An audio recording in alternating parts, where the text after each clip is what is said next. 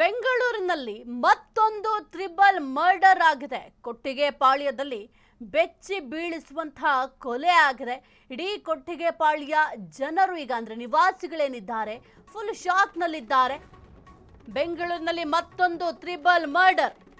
ಕೊಟ್ಟಿಗೆಪಾಳ್ಯದಲ್ಲಿ ಬೆಚ್ಚಿ ಬೀಳಿಸೋ ಕೊಲೆ. ತಾಯಿ, ಅಜ್ಜಿ, ಮಾವನ ಕೊಂದ ಯುವಕ. ಅಜ್ಜಿ ಮಂಗಳಮ್ಮ, ತಾಯಿ ನಂಜಮ್ಮ, ಮಾವ ಸತೀಶ್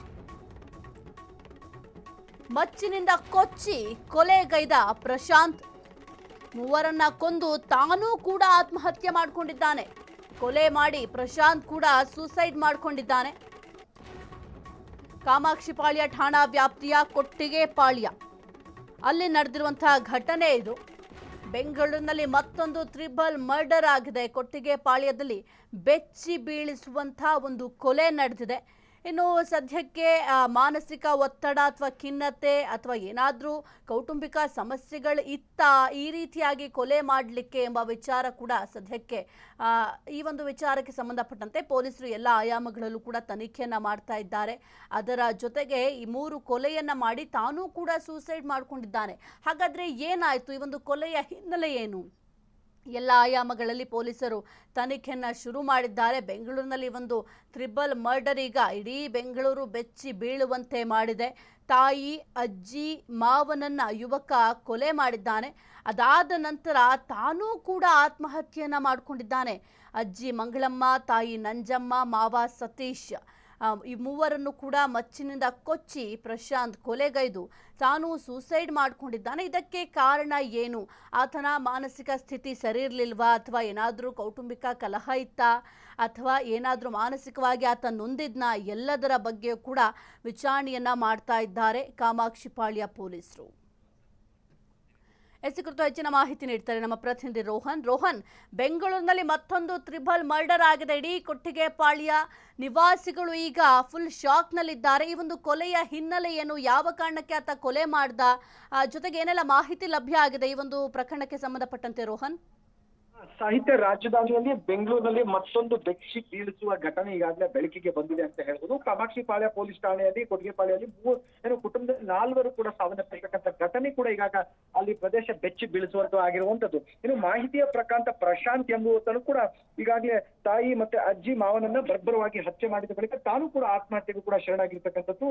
ಆ ಏರಿಯಾದೊಳಗೆ ಕೂಡ ಈಗಾಗಲೇ ನಿಶ್ಶಬ್ದವಾಗಿ ಮನೆಯೊಳಗೆ ರಕ್ತ ಸಿಕ್ತ ಘಟನೆ ನಡೆದು ಕೂಡ ನೆರೆ ಹೊರೆಯವರಿಗೂ ಕೂಡ ಈಗಾಗಲೇ ಆತಂಕವನ್ನು ಸೃಷ್ಟಿ ಮಾಡಿರುವಂತದ್ದು. ಇನ್ನು ಮೃತರಾದ ಕೂಡ 3 ಕುಟುಂಬದ ಕೂಡ ಸದಸ್ಯರಾಗಿರ್ತಾರೆ. ಪ್ರಶಾಂತ್ ತನ್ನ ತಾಯಿ ಮತ್ತು ಅಜ್ಜಿ ಹಾಗೂ ಮಾವನನ್ನ ಈಗಾಗಲೇ ಕೊಲೆ ಮಾಡಿರ್ತಕ್ಕಂಥದ್ದು ಕೂಡ ಯಾವ ಕಾರಣಕ್ಕೆ ಈ ಕೃತ್ಯ ಎಸಗಲಾಯಿತು ಅನ್ನುವಂಥದ್ದು ಸ್ಪಷ್ಟವಾದ ನಿಖರ ಮಾಹಿತಿ ಇಲ್ಲ. ಹೀಗಾಗಿ ಹಲವು ಅನುಮಾನಾಸ್ಪದಗಳ ಈಗಾಗಲೇ ಕಾರಣವಾಗಿದೆ. ಕುಟುಂಬಸ್ಥರು ಕೆಲವೊಂದಿಷ್ಟು ಕಲಹ ಇತ್ತ ಅಥವಾ ಏನಾದರೂ ಇಂಟರ್ನಲ್ ಏನಾದರೂ ಪ್ರಾಬ್ಲಮ್ ಇತ್ತ ಅನ್ನುವಂಥದ್ದು ಪೊಲೀಸರು ಕೂಡ ಈಗಾಗಲೇ ತನಿಖೆಯನ್ನ ಮುಂದುವರಿಸಿದ್ದಾರೆ. ಒಟ್ಟಾರೆ ಕಾಮಾಕ್ಷಿಪಾಳ್ಯ ಪೊಲೀಸ್ ಠಾಣೆಯಲ್ಲಿ ಈ ಪ್ರಕರಣ ಕೂಡ ದಾಖಲಾಗಿದ್ದು ಈಗ ಕೊಲೆ ಹಾಗೂ ಆತ್ಮಹತ್ಯೆನೋ ಅಥವಾ ಇವೆಲ್ಲವೂ ಕೂಡ ಪೊಲೀಸ್ ಅಧಿಕಾರಿಗಳು ಕೆಲವೊಂದಿಷ್ಟು ನಾನಾ ಆಂಗಲ್ಗಳಲ್ಲಿ ತನಿಖೆ ಮಾಡಿ ಸತ್ಯಾಂಶಗಳನ್ನ ಕೆಲವೇ ದಿನಗಳಲ್ಲೂ ಕೂಡ ಈಗ ಆಚೆ ಬರುತ್ತಂತ ಹೇಳ್ಬೋದು ಸಾಹಿತ್ಯ. ಓಕೆ, ಥ್ಯಾಂಕ್ ಯು ರೋಹನ್ ನಿಮ್ಮೆಲ್ಲ ಮಾಹಿತಿಗಾಗಿ. ಈ ಒಂದು ಕೊಲೆಗೆ ಕಾರಣ ಏನು ಅಂತ ಪೊಲೀಸರು ವಿವಿಧ ಆಯಾಮಗಳಲ್ಲಿ ತನಿಖೆಯನ್ನು ಕೂಡ ಶುರು ಮಾಡಿದ್ದಾರೆ. ಜೊತೆಗೆ ಅಕ್ಕಪಕ್ಕದ ಮನೆಯವರನ್ನು ಕೂಡ ವಿಚಾರಣೆಯನ್ನು ಮಾಡ್ತಾರೆ. ಏಕೆಂತಂದರೆ ಮನೆಯಲ್ಲಿ ಈ ಒಂದು ಗಲಾಟೆ ಆಗುವಂತಹ ಸಂದರ್ಭದಲ್ಲಿ ಅವರ ಕಿರುಚಾಟ ಆಗಿರ್ಬೋದು ಅದು ಯಾವುದು ಕೂಡ ಕೇಳಿಸ್ಲಿಲ್ವಾ ನಿಮಗೆ? ಈ ಮೊದಲು ಏನಾದರೂ ಇದೇ ರೀತಿ ಗಲಾಟೆಗಳನ್ನು ಅವರು ಮಾಡ್ಕೊಂಡಿದ್ರಾ? ಏನಾದರೂ ನಿಮಗೆ ವಿಚಾರ ಗೊತ್ತಿದ್ಯಾ ಅಂತ ಎಲ್ಲ ಆಯಾಮಗಳಲ್ಲೂ ಕೂಡ ಅಕ್ಕಪಕ್ಕದ ಮನೆಯವರನ್ನು ಕೂಡ ವಿಚಾರಣೆಯನ್ನು ಮಾಡ್ತಾರೆ.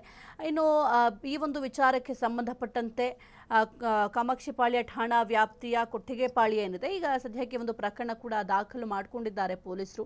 ಇಡೀ ಕೊಟ್ಟಿಗೆಪಾಳ್ಯದ ನಿವಾಸಿಗಳು ಈಗ ಬೆಚ್ಚಿ ಬಿದ್ದಿದ್ದಾರೆ ಈ ಒಂದು ತ್ರಿಬಲ್ ಮರ್ಡರ್ ಇಂದ. ತಾಯಿ ಮತ್ತೆ ಅಜ್ಜಿ ಮಾವನನ್ನ ಈ ಯುವಕ ಏನಿದ್ದಾನೆ ಕೊಲೆ ಮಾಡಿದ್ದಾನೆ. ಅಜ್ಜಿ ಮಂಗಳಮ್ಮ, ತಾಯಿ ನಂಜಮ್ಮ, ಮಾವ ಸತೀಶ್ ಮೂವರನ್ನು ಕೂಡ ಮಚ್ಚಿನಿಂದ ಕೊಚ್ಚಿ ಪ್ರಶಾಂತ್ ಕೊಲೆಗೈದಿದ್ದಾನೆ. ಅದಾದ ನಂತರ ತಾನೂ ಕೂಡ ಸೂಸೈಡ್ ಮಾಡ್ಕೊಂಡಿದ್ದಾನೆ. ಹಾಗಾಗಿ ಸಾಕಷ್ಟು ಅನುಮಾನಗಳು ಈಗ ಮೂಡ್ತಾ ಇದೆ.